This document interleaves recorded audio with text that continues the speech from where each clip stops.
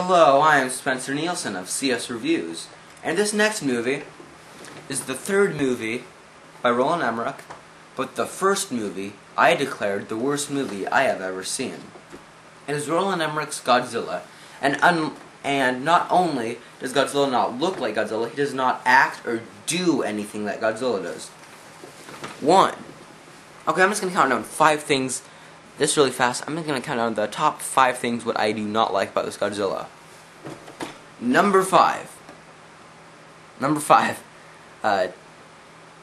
He cowers. There's the scene where the military's after him, and he just cowers and runs away, like, "Oh, help me!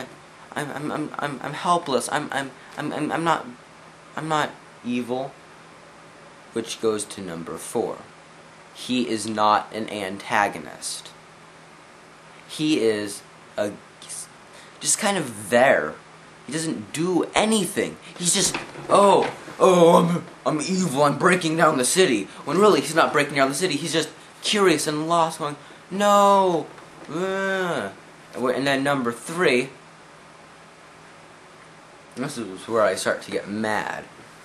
Number 3, the only reason why he's in New York is because he's pregnant, and he's trying to find somewhere else where the other predators, which there isn't really any predator because he's the biggest thing around. So that makes no sense why I'd even go to New York. And so that's number 3. Number 2, he doesn't use his tail.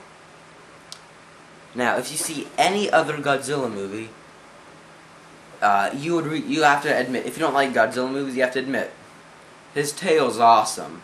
He breaks down an entire building. He uses his tail to bring down a water tower and land on tanks. He uses it to swat his enemies. If something grabs onto it, he just goes and gives them a fatality. And my number 1 reason why I hate this Godzilla: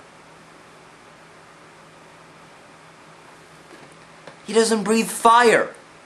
You're making a Godzilla movie, or a movie that's trying to be Godzilla, and he doesn't even breathe fire. Yes, in the old ones he doesn't breathe fire consistently, but this one he doesn't do it at all. And it's so irritating, and it's so annoying, and so insulting, that you just want to...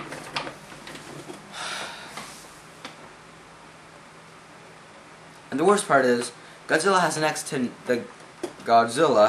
to nothing to do with this movie. The sign says, the slogan says, size does matter. He's not even that big.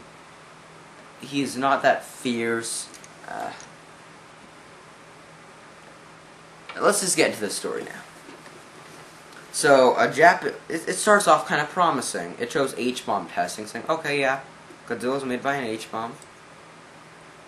And then you see a Japanese boat being attacked, and you're like, yeah, that's, the Godzilla opening. And then everything starts to go downhill when we meet the first bad thing about this movie: Matthew Broderick playing the leading role. Now, it's not that I dislike Matthew Broderick. It's just that, he was good in a comedy, and even though he was in an action movie, Glory, he was in Ferris Bueller's Day Off, and then Glory, which is an action movie, but he's not an action character. He's a developing character. Now, in this movie, he is so annoying. He has this weird voice. You can tell that his name was made for comedy. Nick Tatopoulos. It's been made fun of by a lot of people, notably the Nostalgia Critic. And even more annoying than him is the leading actress, who is Audrey. I don't even know who the actress's name is, because she's so bad you don't even want to know, because it just depressed you if you saw her in any of her other movies. And she is so annoying. She just yells and whines and makes the worst decisions. She wants to be a news reporter, so she ends up stealing tapes of Godzilla that because Matthew Broderick's in some elite squadron he was chosen to be in some elite squadron to capture and investigate Godzilla. So she steals tapes and gives them to the press, and she gets the job of interview of an anchor news person, and she finally gets what she wants, but she feels bad that she tries to redeem herself. And even more annoying than her are her friends, which are, okay, they're trying to stereotype New Yorkers, well, they're actually stereotyping New Jerseyers. They're going all, because she interviews, she's trying to get, she asks her boss, who's this sleazy news dude, and he says, you know what, let's talk about this over dinner. She's all, but sir, you're married, and you're very beautiful. Have I ever told you that? He walks off, and I'm going, okay, you know, they're trying to nail the sleazy boss down, and it's just not happening. And so she's talking with her friend at one of the most stereotypical New York diners, and it's all, you don't need him, Audrey. He's a dog bag puke piece of crap poo poo plata, whatever. She just goes on talking some name that's just ridiculous. And then her husband goes, hey, honey, I'm eating here. Can you see I'm eating here? I'm eating. You know, throws his hands up, goes, I'm on New Jersey, y'all. And did they put any sense into the making of this? And then Godzilla finally shows up. Now you don't even really care. Well, you kind of like, okay, I already lasted through that annoying half an hour. Hey, Godzilla's here, because you see his spikes, and like, okay, those don't look like his dorsal fins, but you know, they could try something else. But no, they go all the way just to make him look terrible. He looks nothing like Godzilla. He looks like an iguana and a shark and a dinosaur. He looks like a mutant. And what were they thinking? Did they even watch a Godzilla movie at all? Did they watch a Godzilla movie? That's what I want to know, and that's what I want to get closure on, because it looks like they didn't even put any effort into it. They said, oh yes, Godzilla, what is he? He's like a dinosaur, right? Yeah, let's, and he's big, right? Yeah. And then they say, you know what? Then this movie is so not realistic, and then they do this. Well, let's make him breathe fire, but that wouldn't be very realistic if he breathed fire and come up. We're trying to make this realistic. Oh yeah. They could have at least used this modern day 1998 special effects to make a decent fire thing, but no, he doesn't breathe fire. Like I said, he doesn't breathe fire. Wanna know why? Because he's not Godzilla. He is this thing that they say, the Japanese are calling this monster Godzilla.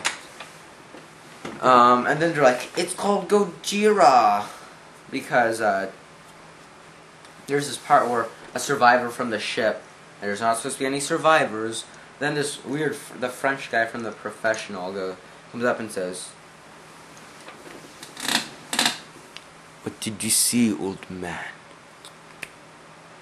Holds up, this is my lighter. It's like a very cool, it looks like a knife. But then he goes, what did you see, old man? And for some reason, yes, this joke's been done before, but for some reason, English translates into Japanese because of the fire, ha ha ha. But it's like, what did you see? What did you see, old man? And he's all,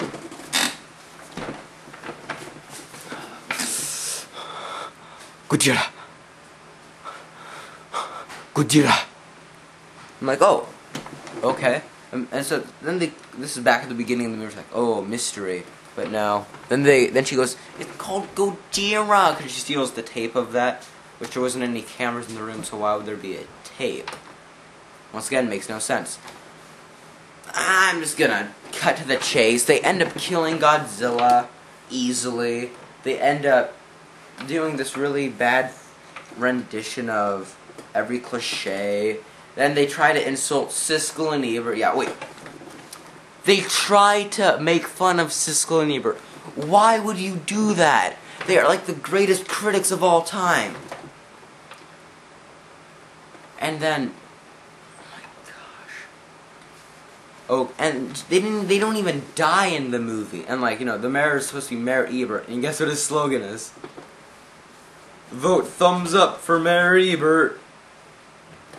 And then they don't even die in the movie. You know, they're trying to get revenge on them. That's the whole point. Yet they don't kill them. And Gene Siskel actually said in the review of it, hey, guys, if you're gonna make fun of us in one of your movies, and a monster movie no less, why aren't you gonna have the monster either squish us or eat us?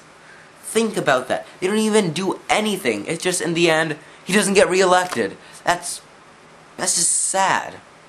So all in all, there's no pros to this movie. It destroyed my childhood hero Godzilla, even though he wasn't that good of a hero. I'm giving this a 0 out of 10 and a 0 out of 5 stars. This is Spencer Nielsen. Out of here. Later.